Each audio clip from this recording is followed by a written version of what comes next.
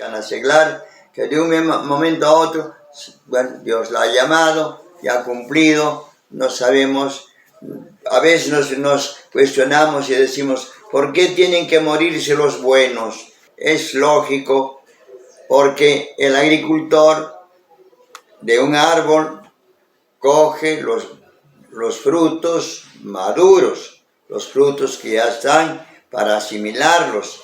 Entonces coge los maduros, grandes o pequeños, no importa, pero que estén maduros. El agricultor los coge.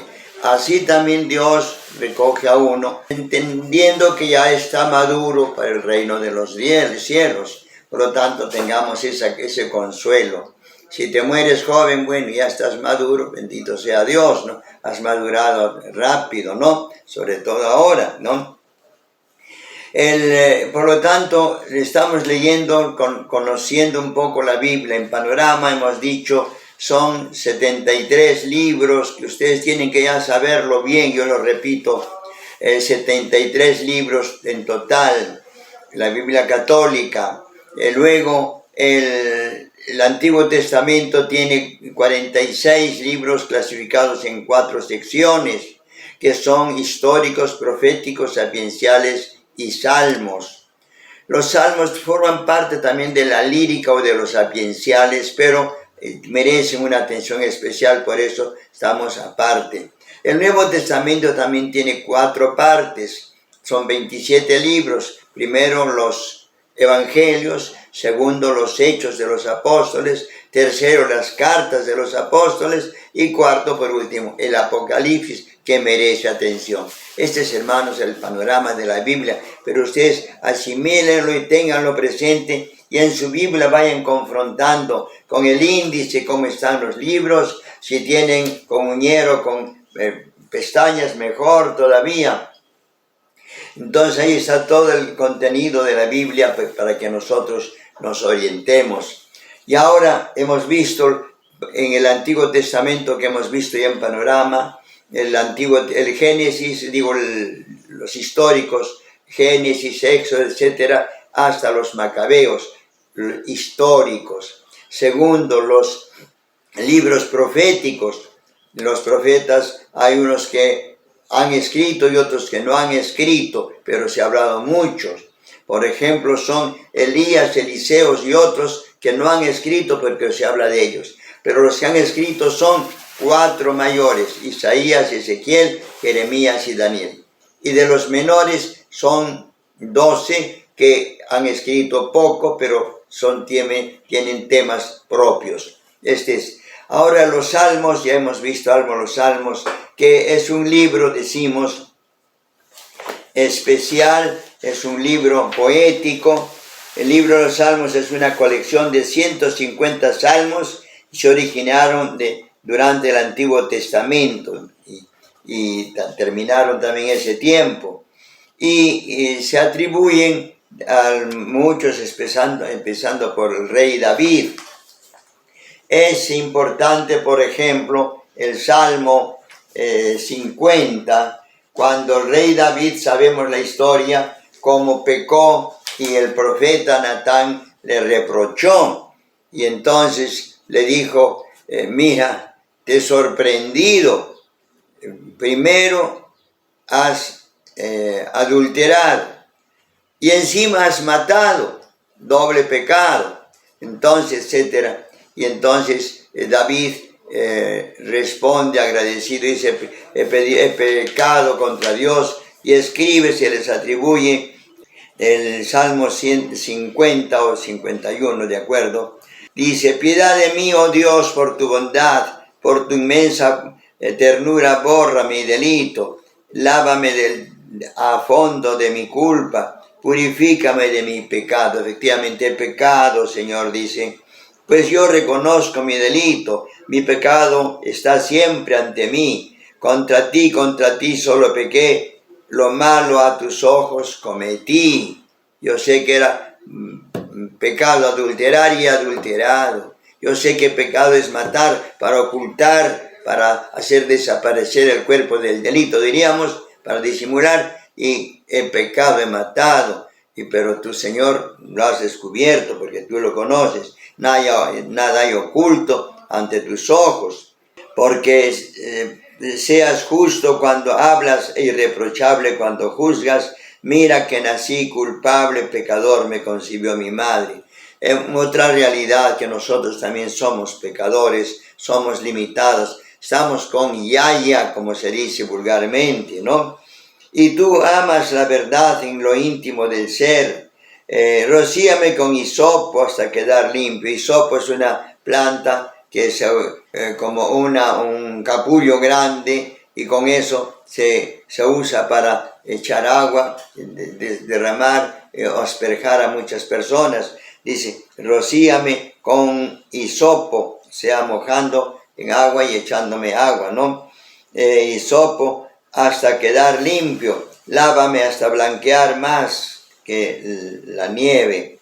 Devuélveme el son del gozo y la alegría, se alegren los huesos que tú machacaste. Aparta de tu vista de mis hierros y borra todas mis culpas, etc. Es interesante leerlo, hermanos. El Salmo 50 es cuando escribe David por haber pecado. Cuando el profeta Natán lo visitó después de haberse unido a Betsabé, ¿no? Entonces la esposa de Urías, pues no, entonces Dios le reprocha y entonces responde esto. Estamos en los Salmos. Hemos dicho pues entonces que los Salmos es un libro de oraciones. Los judíos usaban, también lo usamos ahora nosotros en la liturgia de las horas que llamamos, y también es un devocionario universal. Son oraciones de inescrutable profundidad dogmática. El devocionario sacerdotal, sacrificio de alabanzas, sacrificio redentor, es una ofrenda que como un hombre puede entregarse a Dios. Entonces vemos que es prácticamente Cristo orante. A través de los salmos está Cristo, por eso el sacerdote, el religioso, se consagra y ofrece, está rezando. Por eso, hermanos, si ustedes, los sacerdotes religiosos, recitamos, esta mañana hemos cerrado laudes, esta tarde tendremos vísperas y luego completas, los salmos durante todo el día. Ustedes también, si pueden, acompáñenos en el Radio María y Radio Santa Rosa, transmiten también estos, y los Radio NSE transmiten las laudes y vísperas en la mañana y en la noche a las 6 de la tarde, 7.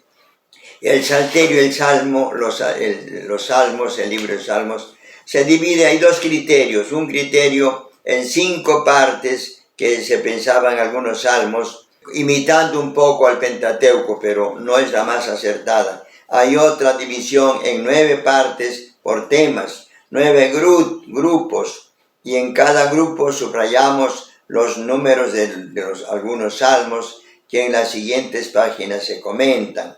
Entonces, por ejemplo, los temas de los salmos: primer grupo, Dios, sus atributos y obras y sus alabanzas. Bueno, cantidad de salmos que se encuentran. El segundo grupo, el Dios hombre, el Mesías, también un segundo grupo. Son los salmos llamados mesiánicos, porque iba a venir el profeta, el Mesías, el Salvador, el Redentor. Salmos mesiánicos, el segundo grupo. Tercero, el hombre, sus inquietudes llevadas a la oración. El hombre que aspira, Señor, yo quiero llegar a ti, quiero acercarme, quiero alabarte, etc. Cuarto grupo, pueblo de Dios y sus reyes y problemas nacionales. Quinto grupo, el reino de Dios, la iglesia. Sobre Pedro, sobre esta piedra, edificaré mi iglesia, dice Jesús. Entonces Pedro es el fundador de la iglesia. También estamos en el Salmo 87, que es el que se destaca. Y también vemos los salmos morales, en los cuales hay virtudes y sus premios, vicios y castigos, ¿no? En los salmos morales, sobre todo el Salmo número 1. Salmos penitenciales, o sea, aquellos que invitan a la penitencia. Pequé, Señor, ten misericordia de mí, ¿no? Luego, salmos históricos, sobre todo el Salmo 107, en que también aparece la historia de la humanidad. En fin, salmos y finalmente nostalgia de Dios, de su templo y de Jerusalén, pensando en la Jerusalén celestial. Este es un poco el panorama en 9 grupos. Ustedes, si tienen interés, yo les recomiendo que hay un libro que nos comenta un sacerdote, un obispo, cuya causa está en proceso de beatificación. Federico Kaiser, que fue obispo de Caravelí, escribió este libro porque enseñaba también en la escuela para preparar a las religiosas que iban a ser las religiosas hijas de misioneras de Jesús, Verbo y Víctima. ¿Qué más nos enseña este libro? Títulos de los salmos. A la gran mayoría de los salmos preceden ciertos títulos, anotaciones, un poquito la síntesis después. Luego, el Salmo 3, por ejemplo, dice Salmo de David, cuando huía de su hijo Absalón. Concretamente, estos títulos y anotaciones no son textos inspirados. Sus autores son probablemente los escritores después, o también los que coleccionistas. Luego el Gloria Patri, con que nuestra liturgia concluye la oración de cada salmo, se debe a una disposición del Papa San Dámaso 384, cuyo secretario fue San Jerónimo. Entonces vemos que ese Gloria se puso a los salmos al final, estamos en el año todavía 384, el siglo IV, terminando el IV. Paralelismos de los salmos. Entre los elementos poéticos usados en la poesía hebrea se destacan los llamados paralelismos.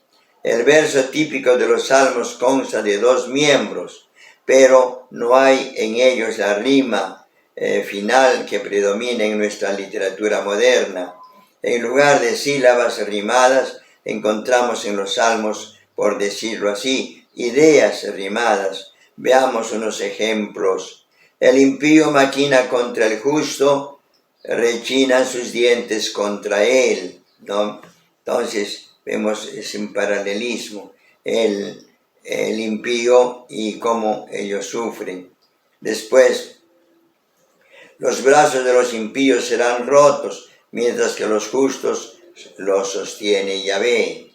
Luego, ten tus delicias en Yahvé y te dará lo que tu corazón desea. El Salmo 37, etc. En este caso, la idea enunciada es el primer hemistiquio.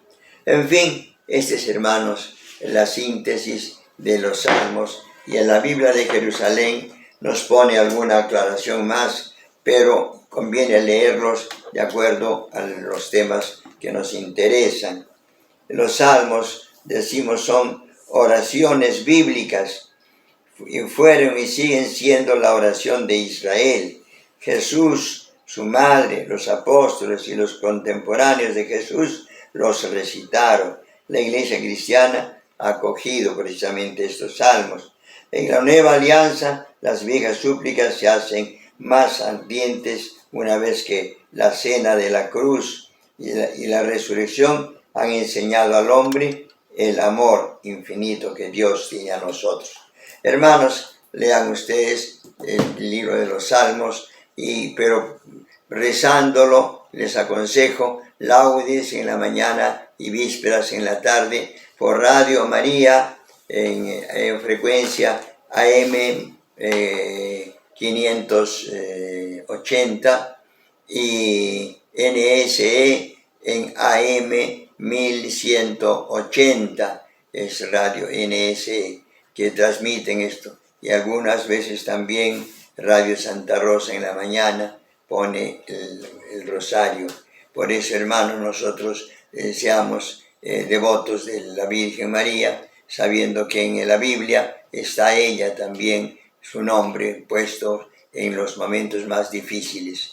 Paz y bien, hermanos, que el Señor les ilumine. Continuamos las exposiciones.